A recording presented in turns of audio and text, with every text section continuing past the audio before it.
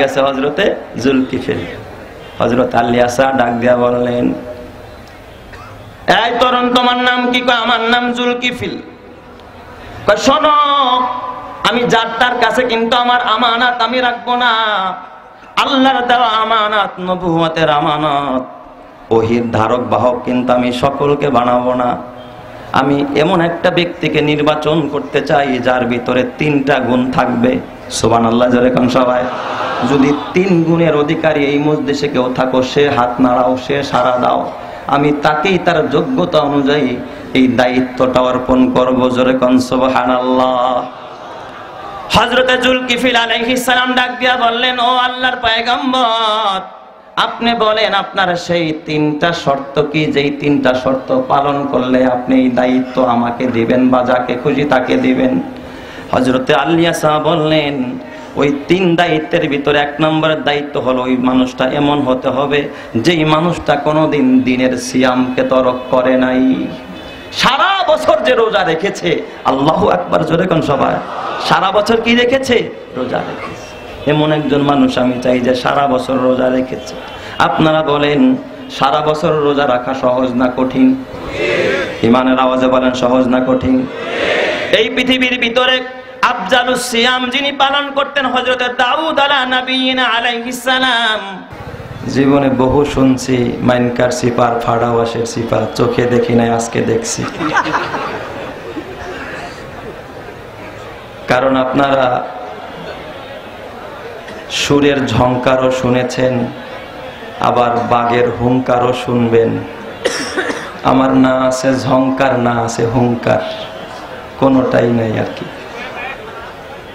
আমার বাবা ছোটবেলায় যখন আমি নুরানি মাদ্রাসায় পড়ি আর কি, আমাদের অনেক পাট বুনতো আর কি। তো মাদ্রাসার ছুটিতে বাসায় ছিলাম বর্ষার সিজনে। তো পাট নিয়ে বেলা ফজরের পরপরই পাট বিক্রি হয় বাজারে আর কি।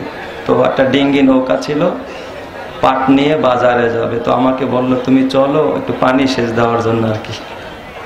নৌকার পানি সেচ দিব, ছোট মানুষ, আমারও শখ একটু বাজারে যাব আর কি। তো পাট তো সাধারণত ডিঙ্গি নৌকায় কিনে না, বড় বড় নৌকায়, এই বিশাল বিশাল একটা না। তো আব্বা তো পাট দেখানোর জন্য ওই 2 বড় নৌকার মাঝখানে ঢুকছে আর কি। ওই দিক দিয়ে 2 পাশ থেকে আরো 2টা ঢুকছে। ওরা যখন চাপ দিছে, মাঝখান থেকে দেখে আমাদের নৌকার যে গুড়া কয় না, একটা ছুটে গেছে আর কি। তো আমার কলিজা এমন চিপ মারছে, আমি তো চিৎকার মারছি যে এখনই বুঝি শেষ। তো আমিও এখানে এসে যে চিপটা খাইলাম আর কি, আমার ওয়াজ তো এই চিপেই অর্ধেক শেষ হয়ে গেছে আর কি। আর সামনে যে কি কথা বলবো, অর্ধেক শেষ এখানে। তারপরে বসেছি আল্লামা মামুনুল হক হাফিজাহুল্লাহ আসা পর্যন্ত, শুধু আপনাদেরকে নিয়ে একটু বসে থাকে আর কি। তারপরে যদি আল্লাহ গুনাহগারের জবান দিয়া 2-1টা কথা আপনাদের মহব্বতে, আলেম ওলামাদের দোয়ায়, আমার ওস্তাদদের দোয়ায়, আমার মা বাবার নেক দোয়ায় যদি বের করে দেয়, আল্লাহ জনের প্রতি সর্বপ্রথম আমাকে এবং আপনাদের সকলকে আমল করার তৌফিক দান করেন। আর একটু মহব্বতের সাথে বলি আমিন। আপনারাও জানেন আমি কোনো বড় বক্তাও না, কিছুই আমার নাই, কোনো যোগ্যতা নাই। তারপরে বসেছি, বড়রা নির্দেশ করেছেন।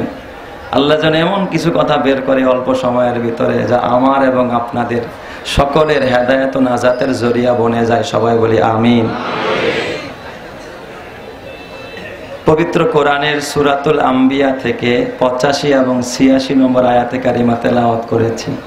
তাফসীর করার মতো যোগ্যতাও নাই, ওই সময়ও আমার হাতে নাই। শুধু এই আয়াত সংশ্লিষ্ট কয়েকটি কথা বলে ইনশাআল্লাহ বিদায় নিব। আল্লাহ তাআলা এই আয়াতের মধ্যে বলেন, আমি প্রথমে আয়াতে ঢুকলাম আর কি, ভূমিকা দেওয়ার সময় নাই। আল্লাহ বলেন, ওয়া ইসমাঈলা ওয়া ইদরিসা ওয়া যাল কিফলি কুল্লুম মিনাস সাবিরিন। আল্লাহ বলেন, নবী আপনি স্মরণ করেন ইসমাইলের কথা, স্মরণ করেন ইদ্রিসের কথা, আপনি স্মরণ করেন জুলকিফিলের কথা। কুল্লুম মিনাস সাবিরিন, এরা সবাই ছিল ধৈর্যশীল বান্দা। সুবহানাল্লাহ বলবেন না সবাই? এই 3 জন নবীর নাম বইলা আল্লাহ তাআলা খবর দিছে, এরা সবাই কি ছিল? ধৈর্যশীল বান্দা ছিল। ইসমাইলের ধৈর্যের কথা তো আর বলার অপেক্ষা রাখে না, ইদ্রিস আলাইহিস সালামের ধৈর্যের কথাও বলার অপেক্ষা রাখে না। শুধু একজন পয়গম্বরের ধৈর্যের কথাটা একটু আপনাদেরকে শোনাবো, যেই পয়গম্বরের নাম আমার মনে হয় এই মজলিসের খুব কম মানুষই শুনছে। ওই নবীর নাম হযরতে যুলকিফিল আলাইহিস সালাম। নবীর নাম কি? কথা কয় না, নবীর নাম কি? চিনেন এই নবীরে? চিনেন? বাড়ি কোথায়? শিবচরে। হ্যাঁ, শিবচরে।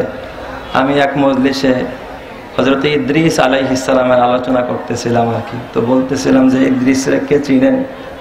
তো এক বাচ্চা দাঁড়ায়, এক হুজুর আমি চিনি। কেমনে চিনো? হুজুর আমাকে বাসার 3 তলায় ভাড়া থাকে। কি কন? আল্লাহর নবীদের নাম শুনতে শুনতে মনে হয় যেন আমাকে বাসার মানুষই। সুবহানাল্লাহ, যেরকম সবাই।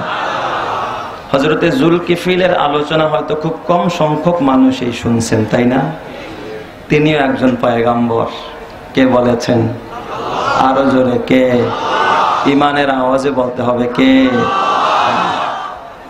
ওয়া ইসমাঈলা ওয়া ইদরিসা ওয়া যালকিফলি কুল্লুম মিনাস সাবিরিন। আল্লাহ বলেন এরা সবাই ধৈর্যশীল। আল্লাহ যদি কাউকে ধৈর্যশীল বলে, তিনি যে সত্যকারের ধৈর্যশীল, সত্যিকারের, এতে কোনো সন্দেহ নাই। কিন্তু এই গুণটাই আমাদের মধ্যে সবচাইতে কম। আমি আপনাদের সাধারণ মানুষরে বলি না, আমাদের আলেম ওলামাদের মধ্যে এটা কম। ধৈর্য নাই, সবর নাই।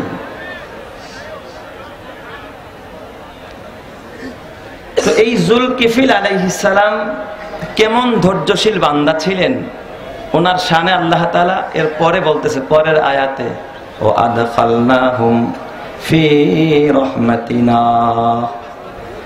এই পয়গম্বরদেরকে আমি আল্লাহ আমার রহমতের বলায়ে, আমার রহমতের চাদরের মধ্যে আমি বেষ্টন করে রেখেছি। সুবহানাল্লাহ।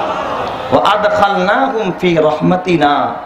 আল্লাহ বলেন এদেরকে আমার রহমতের এহাতার ভিতরে, বলয়ের ভিতরে আমি আল্লাহ বেষ্টন করে রেখেছি। শুধু বেষ্টন করছি তা না, এরপর আল্লাহ কি বলে?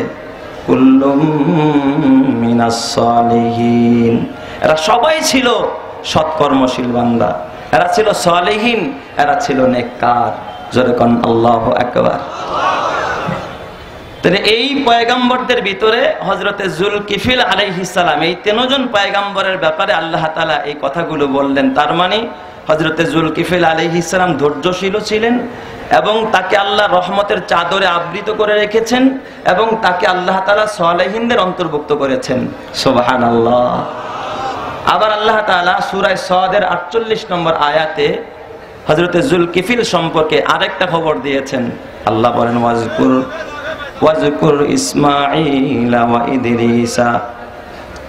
আল্লাহ তাআলা বলেন, ওয়াজকুর ইসমাঈলা ওয়াল ইয়াসা ওয়া যালকিফলি ওয়া কুল্লুম মিনাল আখিয়ার।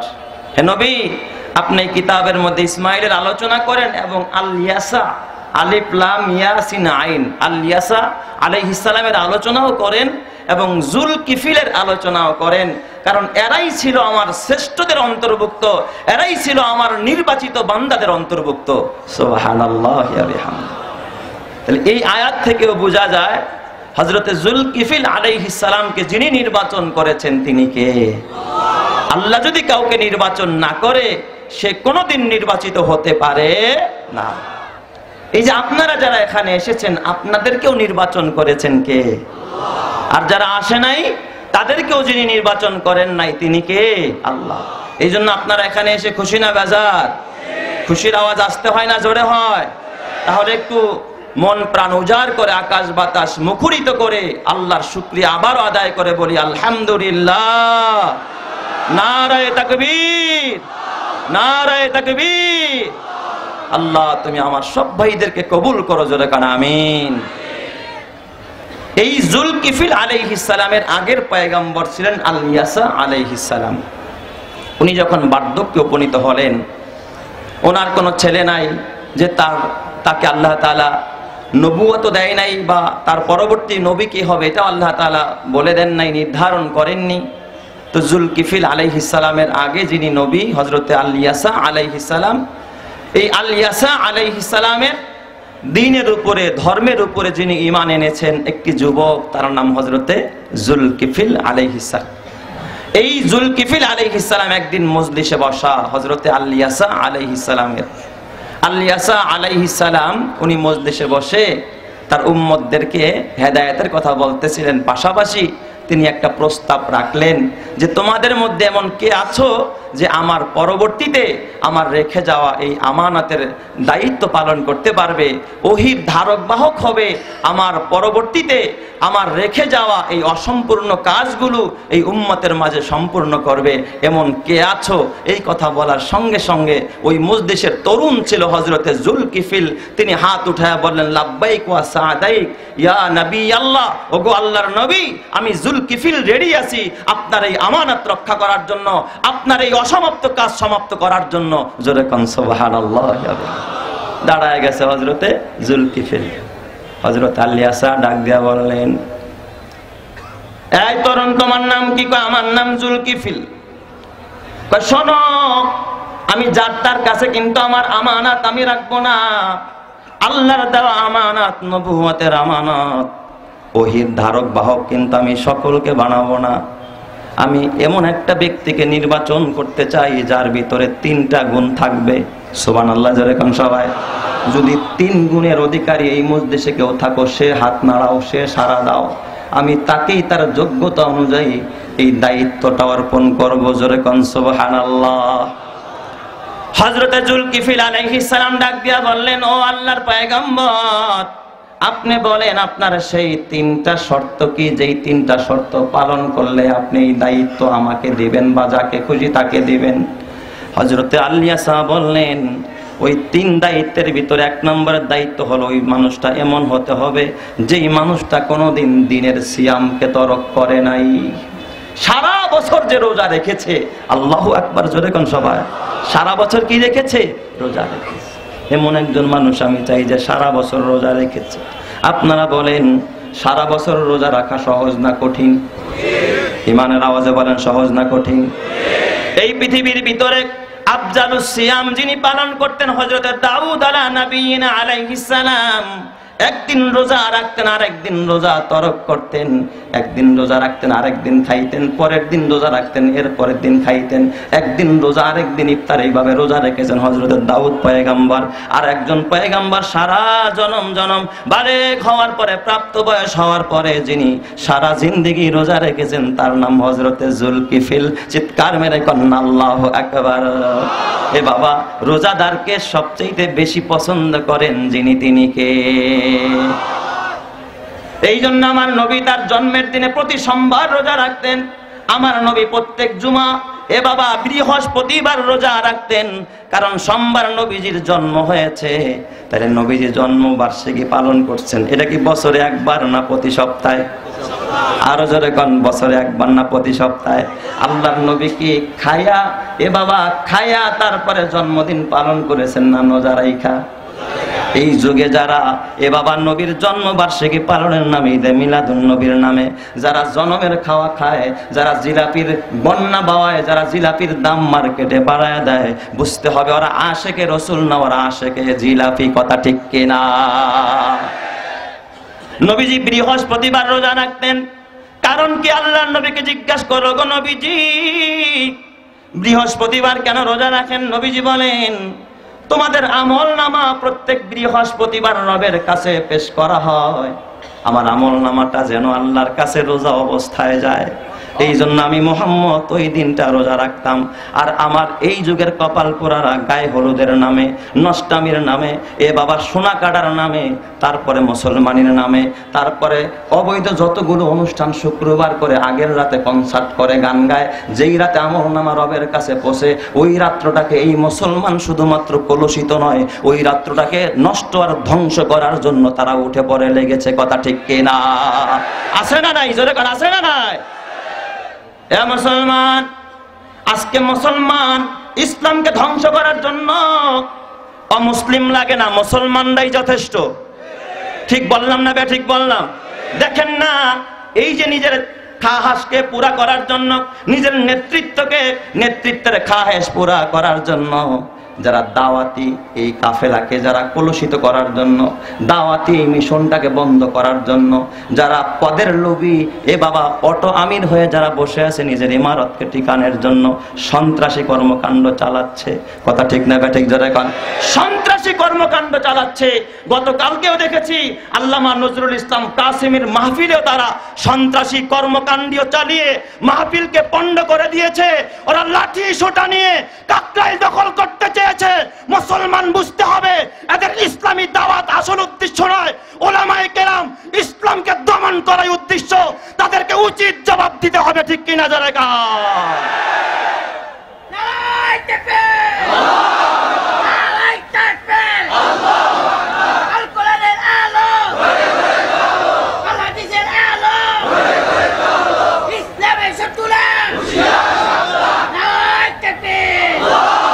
আমার ভাইয়ারা শুধু তাই না, আজকেও দেখলাম আমাদের দেশে বলেন তো যত সংখ্যালঘু আছে এদের মতো আরামে আর সুখে জামাইর আদর পায়া সংখ্যালঘুরা বাংলাদেশে বাস করে। কথা ঠিক না বেঠিক? কোথাও সংখ্যালঘুরা নির্যাতিত হয়েছে? কোন হিন্দু ভাই নির্যাতিত হয়েছে? কোন খ্রিস্টান নির্যাতিত হয়েছে? কোন বৌদ্ধরা নির্যাতিত হয়েছে? কিন্তু আজকের তাজা খবর, আপনারা মাদারীপুরবাসী হয়তো অনেকেই জানেন না, আজকের খবর সেই মাদারীপুরে হিন্দু বৌদ্ধ ঐক্য তারা সকলেই মিলে নাকি মুসলমানদের উপরে তারা একযোগে হামলা চালিয়েছে। মাদারীপুরের ওলামায়ে কেরাম তারা ডাক দিয়েছে কালকে সমাবেত হবে। হ্যাঁ মাদারীপুরের মুসলমান, আমরা তাদেরকে জামাইর আদর দিয়ে রাখি, এরপরেও যদি তারা দেশে অশান্তি তৈরির নৈরাজ্য তৈরির পরিকল্পনা করতে গিয়ে মুসলমানদের উপরে হাত তুলে তাদের হাতকে ভেঙে দিতে হবে, ভেঙে দিতে হবে, ঠিক কিনা জোরে না?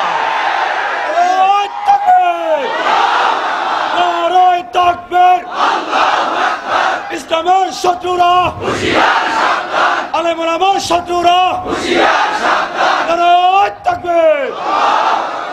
আমার ভাইয়েরা আসলে তো লম্বা সময় কথা বলার সময় আমার হাতে নাই। আজকে শাইখুল হাদিস ইবনে শাইখুল হাদিস এই কথা বলবেন, আমি শুধুমাত্র উনি মঞ্চে আসা পর্যন্ত এখানে বসে থাকবো। উনি আসলেই আমি ছেড়ে দিয়ে চলে যাব। তারপরেও শুধু আপনাদের বিবেককে নাড়া দেওয়ার জন্য দুই একটি মেসেজ দিলাম।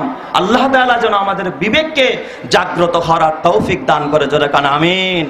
তবে মুসলমান, এখনো যদি আপনারা সেই অন্ধের মতো বসে থাকেন, আপনারা জানেন এই জমিনের মানুষ আইয়ুব খানের শাসন দেখেছে, এই জমিনের মানুষ বঙ্গবন্ধুর শাসন দেখেছে, এই জমিনের মানুষ আরে বাবা এরশাদের টালমাটাল দেখেছে, এই জমিনের মানুষ মঈনুদ্দিন আর ফখরুদ্দিনের খেলা দেখেছে, এই দেশের মানুষ খালেদা জিয়ার শাসন দেখেছে, শেখ হাসিনার শাসন দেখেছে। আরে বর্তমান যারা অন্তর্বর্তীকালীন সরকার তাদেরও শাসন দেখতেছে। কসম আল্লাহর, কেউ শান্তি প্রতিষ্ঠা করতে পারে নাই। এই দেশের মানুষ কোরআনী শাসন দেখতে চায়, ঠিক না ঠিক? যারা কাল মুসলমান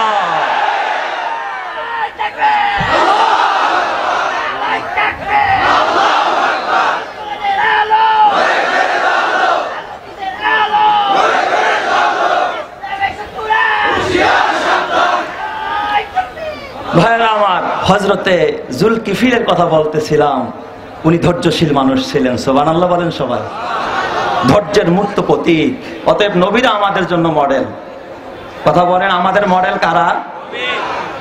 এখানে কিছু পোলাপান আছে, কোনটা পোলাপানেরা হিরো আলম রে মডেল মানে। কেউ বা শাহরুখ খান, কেউ বা আমির খান, কেউ বা সাকিব খান। কথা কয় না? কেউ বা নায়িকা, কেউ বা গায়িকা। কসম আল্লাহর, এই জমিনের মানুষ যতদিন নবী মুহাম্মদুর রাসূলুল্লাহকে মডেল না মানবে, এই জমিনে কোনোদিন শান্তি প্রতিষ্ঠা হবে না, ঠিক না বা ঠিক? জোরে কাল আমার ভাইয়ারা, হযরত আলী আসা বললেন এক নম্বরের শর্ত হলো যে দিনের বেলায় কি করে? সিয়াম পালন করে, রোজা ভঙ্গ করে না। দুই নম্বরের আমল, যেই মানুষটা রাতের বেলায় কিয়ামুল লাইল করে, আল্লাহু আকবার জোরে বলেন সবাই। রাতের বেলায় ঘুমায় না, সারা রাত জেগে জেগে মালিকের কদমে সেজদায় কাটায়। বিকদরি কাদ্দিন তুকতাসাবুল মাআলি, বিকদরি কাদ্দিন তুকতাসাবুল মাআলি, মান তালাবাল উলা সাহিরাল লায়ালি। আল্লাহু আকবার জোরে কোন সবাই। আপনি যদি দামি হতে চান, রাতের বেলায় ঘুমায়া কেউ দামি হতে পারে নাই, হাফেজি পারে নাই, পীরজি পারে নাই। শাইখুল ইসলাম আল্লামা শাহ আহমদ শফি নওয়ারাল্লাহু মারকাদাহু ওয়া জাআলাল জান্নাতা মাসওয়া তিনিও পারে নাই। জুনায়েদ বাবুনগরী রহমাতুল্লাহ আলাইহি পারে নাই। শাইখুল হাদিস রহমাতুল্লাহ আলাইহি পারে নাই। এই যুগেও যারা আল্লাহওয়ালা তারাও রাত্রিবেলা ঘুমায়া আল্লাহওয়ালা হতে পারে না, কথা ঠিক কিনা? আমার বাজান হযরত আলী আসা বললেন, 1 নম্বর দিনের বেলায় সিয়াম, রাতের বেলায় কিয়াম। 3 নম্বরের শর্ত হলো যেই মানুষটা কশিন কালেও কখনো রাগ করে না। কশিন কালেও কখন কি করবে না? রাগ করবে না, কখনো রেগে যাবে না, তার কখনো রাগ উঠবে না। বলেন তো আমাদের দেশের সব চাইতে যাদেরকে আমরা বড় পীর মনে করি তাদের ভিতরেও রাগ আছে না নাই? আমার ভিতরে আছে না নাই? আল্লামা মামুনুল হকের ভিতরে রাগ আছে না নাই? হাসান জামিল সাহেবের ভিতরে রাগ আছে না নাই? পীর সাহেব বাহাদুরপুরের ভিতরে রাগ আছে না নাই? এই যে মাওলানা আকরাম সাহেবের ভিতরেও রাগ আছে না নাই? এই যে মঞ্চে বহু আইম্মারা বসা, ওলামায়ে মাসাজিদ বসা, ওলামায়ে মাদারিস বসা, বলেন তাদের ভিতরে রাগ আছে না নাই? এই জন্য আল্লাহ তাআলা মুত্তাকির গুণ বর্ণনা করতে গিয়ে বলে, আল্লাযীনা ইউনফিকুনা ফিস সাররাই ওয়াদ দাররাই ওয়াল কাযিমিনাল গায়জা ওয়াল আফিনা আনিন নাস। আরে মুত্তাকি তারা যারা সচ্ছল এবং অসচ্ছল অবস্থায় আল্লাহর রাস্তায় দান করে, এবং যারা গোশাকে হজম করে, এবং যারা মানুষকে ক্ষমা করে দেয়, এরাই হলো মুত্তাকি কথাকার। এই জন্য রেগে গেলেন তো হেরে গেলেন, রেগে গেলেন তো। আল্লাহ নবী কয়, লাইসা শাদীদু বিসুরআ ইন্নামাশ শাদীদুল্লাযীনা ইয়ামলিকু নাফসাহু ইনদাল গাযাব। কয় আরে শুধুমাত্র কুস্তিতে লড়াই করে বিজয় হওয়ার নাম বিজয়ী না। যেই ব্যক্তি রাগের সময়, গোসার সময় নিজেকে কন্ট্রোল করতে পারে, সেই সবচেয়ে বড় বীর পাহলোয়ান কথাকার। রহমাতে আলমের কথা, এ যুবক ভাই তোর হাতে পায়ে ধরা বলা যায়। এই যে 3টা শর্ত আল্লাহ আলাইহিস সালাম দিলেন, বলেন তো শর্ত 3টা ছোট না অনেক বড়? 1 নম্বরে দিনের বেলায় রোজা রাখতে হবে, রাতের বেলায় তাহাজ্জুদ পড়তে হবে। 3 নম্বর হলো রাগ করা যাবে না, জীবনেও গোসা করা যাবে না। হযরতে আলিয়াসা বললেন এই গুণগুলো কার ভিতরে আছে? হযরতে জুলকিফিল লাফ দিয়ে দাঁড়ায়া ডাক দিয়া বলে, ও পয়গম্বর আপনি কি বলেন এই গুণ ভবিষ্যতে অর্জন হবে? তা না, আমি জুলকিফিলের এই গুণ বালেগ হওয়ার পরে, আপনি তো জানেন না বালেগ হওয়ার পরে এই 3টা কাজ কখনো আমার দ্বারা লঙ্ঘিত হয় নাই। চিৎকার মেরে কন্না আল্লাহু আকবার। হার লাহজা হে মুমিন কি নাই শান নাই আন, হার লাহজা হে মুমিন কি নাই শান নাই আন, गुफ्तार में किरदार में अल्लाह की बुरहान, गुफ्तार में किरदार में अल्लाह की बुरहान, गफ्फारियों क़हारियों कुद्दूस व जबरूत, ये 4 अनासिर हो तो बनता है मुसलमान, ये 4 अनासिर हो तो बनता है मुसलमान। उल्फत में बराबर के वफा हो के जफा हो, उल्फत में बराबर के वफा हो के जफा हो, हर चीज में लज्जत है अगर दिल में मजा हो, हर चीज में लज्जत है अगर दिल में मजा हो। जोरे जोरे कन्ना अल्लाहु আকবার। ए আমার বাবা হযরতে আলিয়াসা প্রথম দিন মুকুট পরালেন না, দ্বিতীয় দিন মজলিস মিলায় আবার একই প্রশ্ন, তার ভিতরে সন্দেহ আসলে কি যুবকটাই আমল করে কিনা। পরের দিন প্রশ্ন করলে দেখে আবার জুলকিফিল দাঁড়ায়া যায়। হযরতে আলিয়াসা মাথার মুকুটটা খুইলা, এ আমার বাবা জুলকিফিল পয়গম্বরে যখন মুকুট পরায়া দেয়, মুকুট পরানোর সাথে সাথে সব উম্মতেরা খুশি, আমার আল্লাহ খুশি। সেই মুকুট পরানোর কয়েকদিনের 1 সপ্তাহের মাথায় আল্লাহ তাআলা জিবরাইল পাঠাইয়া হযরতে জুলকিফিল পয়গম্বরের নবুয়ত দান করে ধন্য করে। চিৎকার মেরে কোন সুবহানাল্লাহ। এই দিক দিয়ে শয়তান তাকায় দেখে, হায় হায় জুলকিফিল তো জিতে গেল, তার রাগ উঠানো দরকার, এই পথ থেকে তারা সরানো দরকার, টাইনা নামানো দরকার, এই কাজটা নষ্ট করা দরকার। যেটা করতেছে এই মৌলভী সাদের সাথে, কথা ঠিক না বেঠিক? শয়তান লাগছে তার পিছে, শয়তান লাগছে।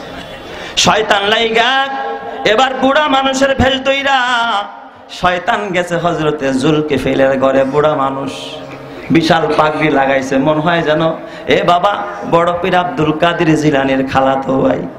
আসলে এটা পীর না শয়তান? আর জোরে কোন পীর না শয়তান? যায়া কয় হুজুর একটা বিপদে আছি। কয় কি বিপদ?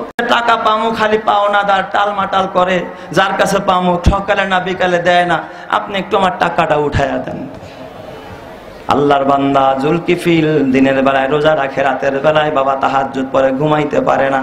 তার ঘুমের সময় হলো জোহরের পরে একটু কাইলুলা করে। এই টাইমেই গিয়া শয়তান ডিস্টার্ব করা আরম্ভ করছে, যেন রাতটা তাড়াতাড়ি উঠে আর কি, রাতটা যেন তাড়াতাড়ি উঠে। জুলকিফিল কয় ও বাবা চলে যান, আগামীকাল 10টায় আমার দরবারে আসবেন, আমি আপনার পাওনা পরিশোধ করে দিব। সুবহানাল্লাহ। কোন পরের দিন 10টা থেকে 1টা পর্যন্ত বসা, কিন্তু চোরায় আসে না, শয়তান আসে না। জুলকিফিল আবারও বাবা পরের দিন যখন আবার জোহরের পরে একটু কাইলুলা করছে, ওই সময় শয়তান আবার দরজার মধ্যে এসে ঠাস ঠাস বাড়ি আরম্ভ করছে। ও জুলকিফিল দরজা খোলো। মাত্র চোখটা লাইগে আসছে আর কি। সারা রাত যেই মানুষটা তাহাজ্জুদ পড়ে ঘুমায় নাই, চিন্তা করেন এই সময় যদি কেউ ডিস্টার্ব করে তাহলে তো তারে কাঁচা খাওয়ার কথা, ঠিক না ভাই? ঠিক। ঠাস ঠাস বাড়ি দরজা খুলেন। জুলকিফিল রাগ হয় না, দরজাটা খুইলা কয় ভাইজান গতকাল তো আপনার জন্য জোহর পর্যন্ত অপেক্ষা করলাম, আপনি তো আসলেন না, বুঝছি মনে হয় ব্যস্ত ছিলেন এই জন্য আসতে পারেন নাই। নিজেই কয়া দেয় হ্যাঁ বড় ব্যস্ত ছিলাম আসতে পারি নাই। আপনি বিচার করেন কয় আগামীকাল আসবেন, আগামীকালও আবার বসা সকাল থেকে জোহর পর্যন্ত আসে না। দ্বিতীয় দিন আবারও ডিস্টার্ব। জুলকিফিল ডাক দিয়া কয় বিবি গো খবরদার খবরদার, তৃতীয় দিন যদি কেউ আইসা বাদ জোহর আমার দরজায় আওয়াজ দিতে চায় তারে বলবা পরে আসো, এখন সময় নাই, দরজায় আওয়াজ দেবা না। বিবি যখন বাধা হয়ে দাঁড়াইছে, দরজায় আওয়াজ দেয় না, ওই দিক দিয়া জানালার ফাঁক দিয়া শয়তান ভিতরে প্রবেশ করছে। ঢুইকা এবার মাথার কাছে গিয়া জোরে জোরে থাপড়ানি আরম্ভ করছে খাটের মধ্যে। বলেন এই অবস্থায় মনে হয় যেন মাথাটা ফেটে যাবে। দেখে কোনোভাবে জুলকিফিলের একটু রাগ উঠানো যায়, তাইলেই তো পথ থেকে সরে যাবে। চেষ্টা করতেছে আবার নিয়ে একটা হট্টগোল লাগানো যায়। এ মুসলমান, হযরতে জুলকিফিল তাকায় দেখে দরজা বন্ধ, জানালা বন্ধ। কয় মান আনতা ইয়া ফুলান, তুমি কে আমারে বলো? কয় ওই যে আপনি আমার যে বিচারটা এখনো দেখলেন না। কয় তুমি কে বলো? তুমি তো মানুষ না, দরজা বন্ধ জানালা বন্ধ, কেমনে ঢুকলা? বুঝেছি তুমি শয়তানে মালউন ছাড়া কেউ নয়। চিৎকার মেরে কন্না আল্লাহু আকবার। তুমি শয়তানে মালউন, এই ফাঁকা দিয়া ঢুকছো, বুঝছি তোমার দরজা জানালা লাগে না। এই কথা বলার পর কয় হ্যাঁ আমি শয়তান, আমার কোনো বিচার মাকসাদ না। কয় তাহলে 3 দিন আমার এইভাবে ডিস্টার্ব করলা কেন? কয় ও আল্লাহর পয়গম্বর, আপনি যে প্রতিশ্রুতি আবদ্ধ হয়েছেন, আপনি যে প্রতিশ্রুতি দিয়েছেন 3টা গুণ আপনার আছে, আপনি রাগান্বিত হন না। আমি চাইছিলাম আপনার রাগটা উঠায়া তারপরে আপনার এই পথ থেকে সরানোর জন্য, আপনার নবুয়তির দপ্তর থেকে নামটা কাটানোর জন্য, কিন্তু আমি পারি নাই। আমি আপনার কাছে পরাভূত হয়ে গেলাম, আমি পরাজিত হয়ে গেলাম। এ যুবক ভাই, তখন এই পয়গম্বর জুলকিফিল আলাইহিস সালাম এই কথা বলার পরে শয়তানকে ছেড়ে দিয়েছে। তাহলে সবরের কারণে বিজয়ের মালা যিনি পড়ায়া দিবেন তিনি কে? আরো জোরে বলেন না তিনি কে?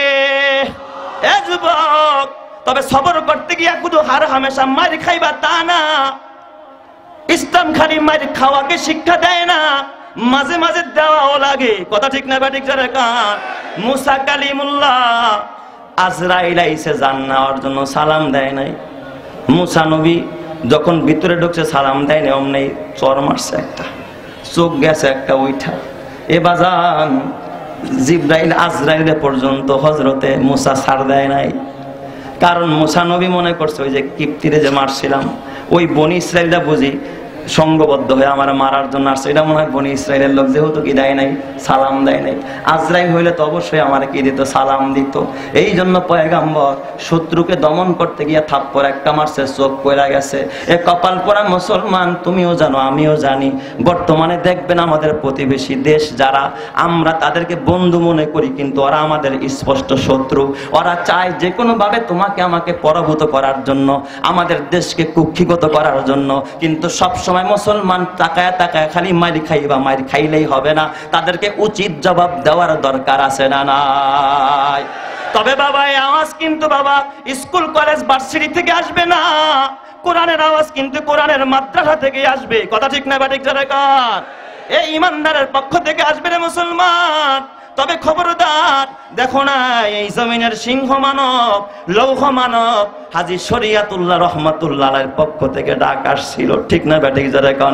এই যুগেও যদি আল্লাহ ওয়ালাদের পক্ষ থেকে কোনো ডাক আসে, আল্লামা মামুনুল হকের পক্ষ থেকে কোনো ডাক আসে, মুহিবুল্লাহ বাবুনগরীর পক্ষ থেকে কোনো ডাক আসে, ওলামায়ে কেরামের পক্ষ থেকে কোনো ডাক আসে, বাতিলের বিরুদ্ধে জান দিতে হয় জান দিব, মাল দিতে হয় মাল দিব, কল্লা দিতে হয় কল্লা দিব, পিছপা হব না, ঠিক কিনা?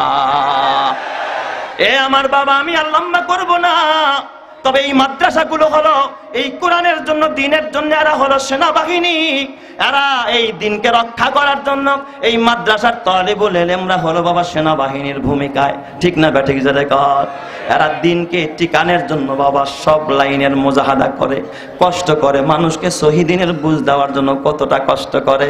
অথচ তাদের কোনো খবর তোমার নাই।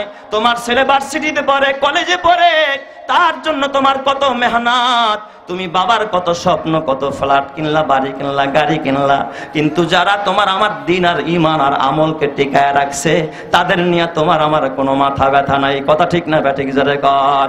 এ আমার বাবা, জানো না এরা কত কষ্ট করে মাদ্রাসায় পড়ে। এই যে আমাদের পার্শ্ববর্তী মাদ্রাসা, যেই মাদ্রাসা জামিয়াতুস সুন্নাহ থেকে আমি পড়াশোনা করেছি, আজকে মাদ্রাসাটা ওস্তাদ আমার, প্রবীণ ওস্তাদ আমার ভাইরা ভাই একটা মেসেজ দেখাইতেছিলেন মোতাওয়াল্লি সাহেবের, বাদশা মিয়া, হাজী বাদশা মিয়ার তো আপনার সবাই চেনেন। উনি একটা মেসেজ পাঠাইছে, মেসেজটা আমি পড়লাম এখানে বসে বসে। মেসেজটা পড়ে আমি নিজে আবেগ আপ্লুত হলাম। উনি লিখেছে, এই 4-5 হাজার ছাত্রদের ভিতরে মাদ্রাসা যখন বন্ধ হয় সবাই আনন্দে বাড়ি চলে যায়। কিছু এতিম বাচ্চা আছে যার মা নাই, বাবা নাই, যার ঘর নাই, বাড়ি নাই, অসহায় বাচ্চা আছে, ওরা ঘরে যাইতে পারে না, বাড়ি যাইতে পারে না। হুজুরদেরকে নির্দেশ দিয়েছেন এদের প্রতি বিশেষ নজর দিবেন। এ আমার বাবা, তুমি তো জানো না ওই বাবার জীবন কত ধন্য, ওই মায়ের জীবন কত ধন্য, যেই বাবার যেই মা এই কোরআনওয়ালাদের খেদমত করে। ওই মায়ের জীবন কত ধন্য যার সন্তান কোরআনের হাফেজ হয়ে যায়। এ বাবা, যার সন্তান আলেম হয়ে যায়, যার সন্তান আল্লাহওয়ালা হয়ে যায়। এ যুবক ভাই, ওই দিন আমারে দাওয়াত করার জন্য চুয়াডাঙ্গা থেকে 2 জন ভাই আসছে, মাহফিলের দাওয়াত দিবে, ডেট খালি নাই। অনেক লম্বা সময় আমার রুমে বসে কথা।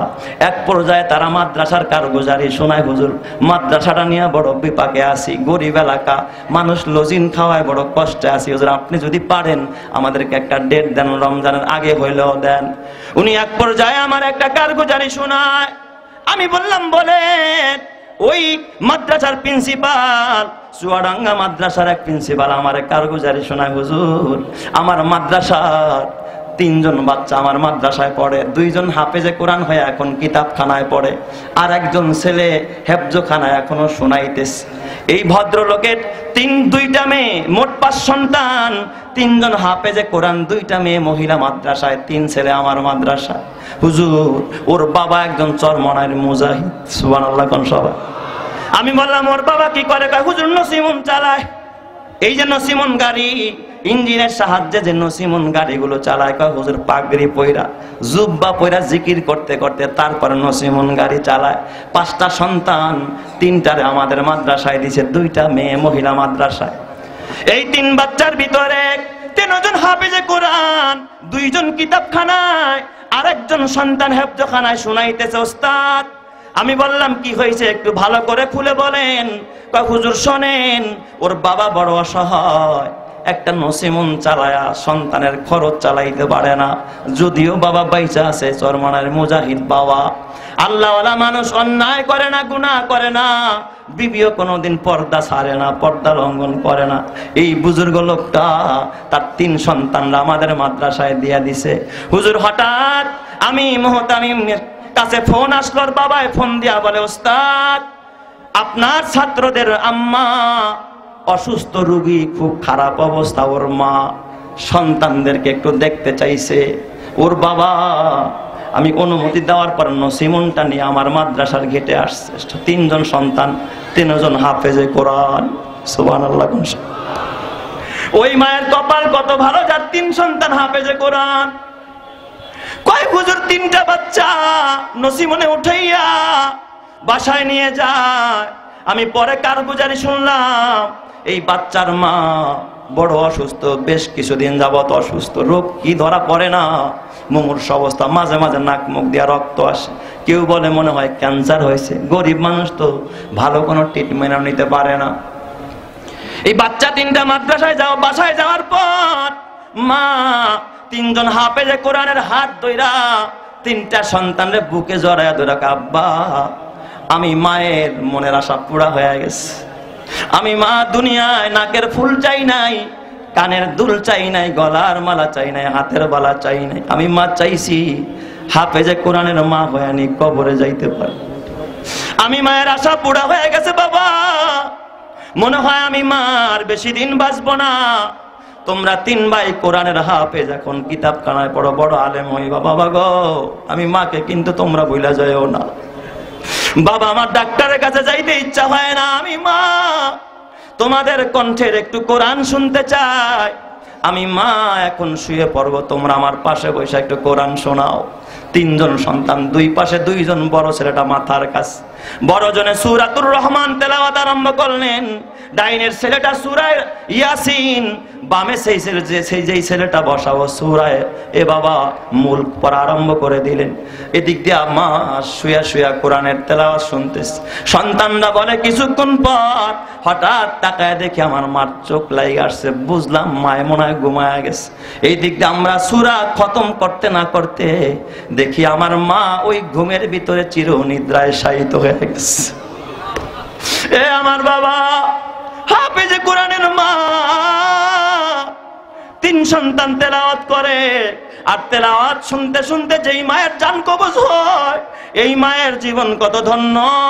এ বাবা, ওই মুহতামিম সাহেব কাঁদে আর ডাক দিয়া, ওস্তাদ ওর মায়ের কবরটা জিয়ারত করার জন্য প্রতিদিন ওরা 3 ভাই ভাগ করে এক একজন এক একদিন ফজরের পরে গিয়া সূরা ইয়াসিন পড়ে।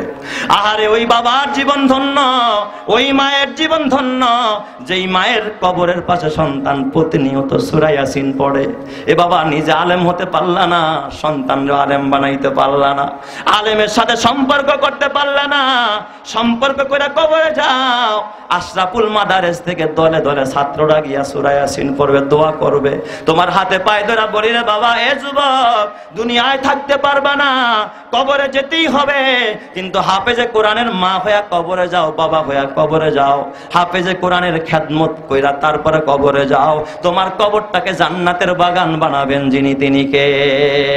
এ আমার বাবা, এই মাদ্রাসায় শুনলাম হেফজখানার জন্য, এই হাফেজে কোরআনদের জন্য আপনারা তো প্রতি বছর মন প্রাণ উজাড় করে দেন।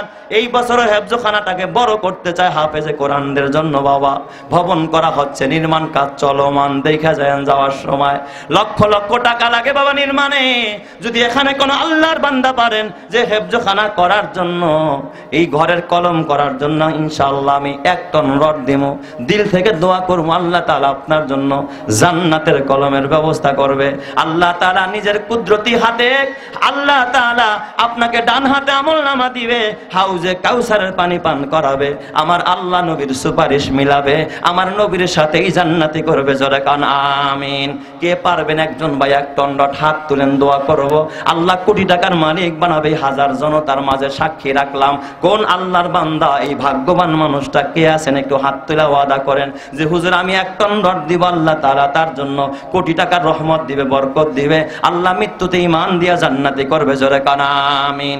কে পারবেন? মঞ্চেও যদি কোনো অতিথি থাকেন নিয়ত করেন ইনশাআল্লাহ 1 টন রড চাই। বেশি পারলে বেশি বলেন, কম পারলেও কম বলেন, আল্লাহ কবুল করবে, বিনিময় জান্নাত দিবে, জোরে কান আমিন। 1 নম্বরে কার নামটা লিখবো? 1 টন রড ইনশাআল্লাহ। হাত তুলেন তাড়াতাড়ি, অল্প সময়ের ভিতরে বাজান, বলেন ইনশাআল্লাহ। হাত তুলে ওয়াদা করেন, কে পারবেন 1 টন রড? হাত তোলেন। আল্লাহ তোমার খাজানায় অভাব নাই রব্বুল আলামিন। কারো টাকায় আল্লাহ টয়লেট হয়, কারো টাকায় টেলিভিশন হয়, কারো টাকায় মোবাইল হয়, কারো টাকা পুলিশে খায়, কারো টাকা বাবা অনেক